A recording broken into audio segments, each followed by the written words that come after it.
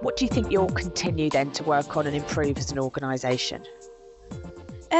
I don't think organisational culture should ever stand still. I think it should always be growing organically according to the people who are in the organisation at that time. I recognise that we are quite a neurodiverse organisation, maybe more than the average, which is not uncommon in tech No. companies. But we don't have this approach, and we don't class it as a disability.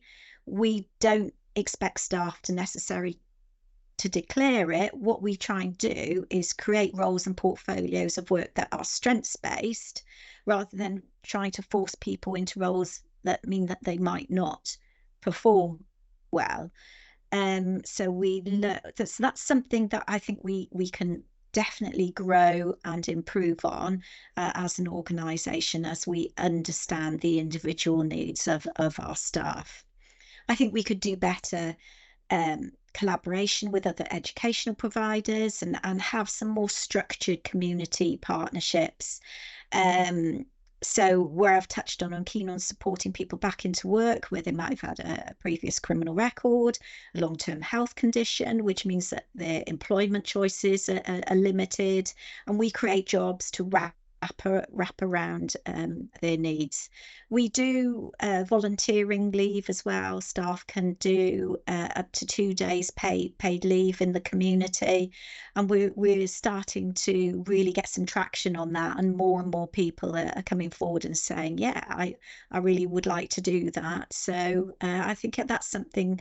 Those community partnerships. That's something that we would want to grow, and whether that's maybe some of our teams going out and supporting a small organisation with their IT needs, whether we can do something around technology poverty in the community, getting to link in with the right organisations to partner up and collaborate with them to deliver some of those outcomes then in the community and tackle those issues.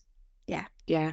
And I know that obviously we're doing a sort of a mini podcast now, but there's one of the topics that's definitely been highlighted by the CIOs in the NHS as a real sort of area of consideration is digital literacy.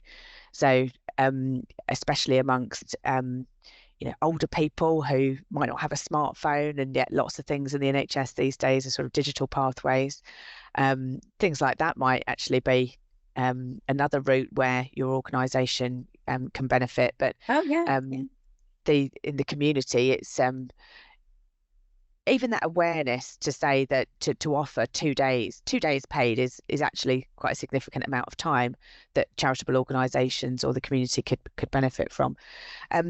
What's on the agenda then in terms of sort of big projects? I know that you've got an EPR that's coming up, and you're probably looking at sort of increased headcount there.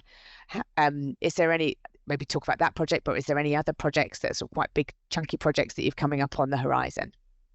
I think the EPR one is probably our biggest project that is, as you say, on the horizon. So we have, hopefully sort of in the autumn, we need to start sort of, as you say, increasing our head count, recruiting those technical roles to help with implementation.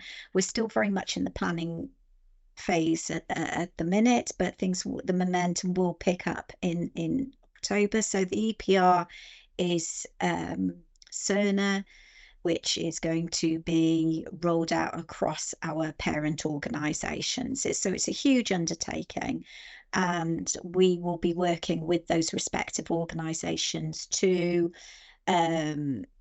encourage staff to put their names in the frame so they can be leads in that implementation. So we do need that clinical and operational input. It's a huge undertaking, absolutely huge. So yeah, quite a mountain Yeah, to climb on that one, I think, yeah. and it's going to go on for a couple of years. absolutely. So NHS England have mandated, haven't they, that by 2025 all NHS organisations need to have a electronic patient record system. I think there is multiple programs going ahead within the country at the moment. Some are in their infancy, some are probably near completion, and you've got every sort of organisation on that journey. But with that will come skills that are, so some people will be rolling off EPR programs, some people will be going on to EPR programs, but what that affects is skills and supply and demand.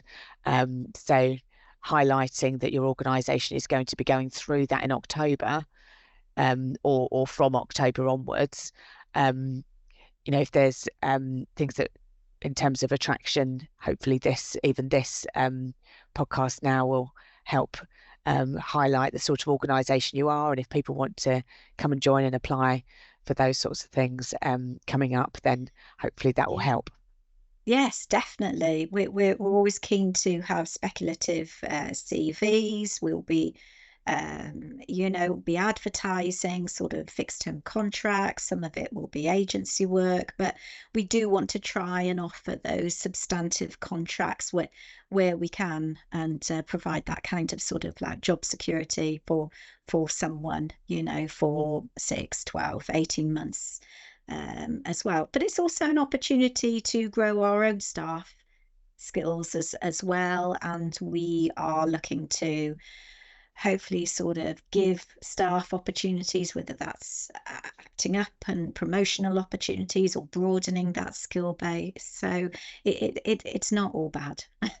Yeah, and the you mentioned as well sort of clinical collaboration with digital collaboration, the two teams where we've seen EPRs fail and where we've seen EPRs being successful is when there is most collaboration between clinical and digital, because obviously the project can't be achieved in isolation.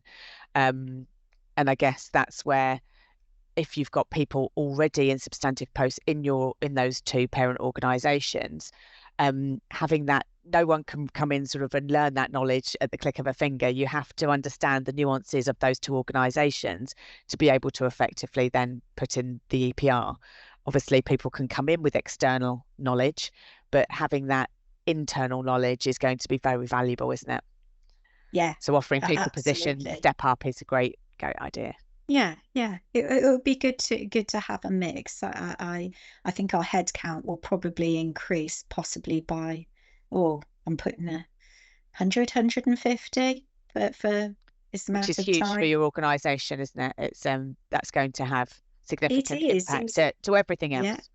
Yeah, seems that we've only got 160 people anyway. You're talking about possibly doubling the size of the company, and that comes with its own challenges.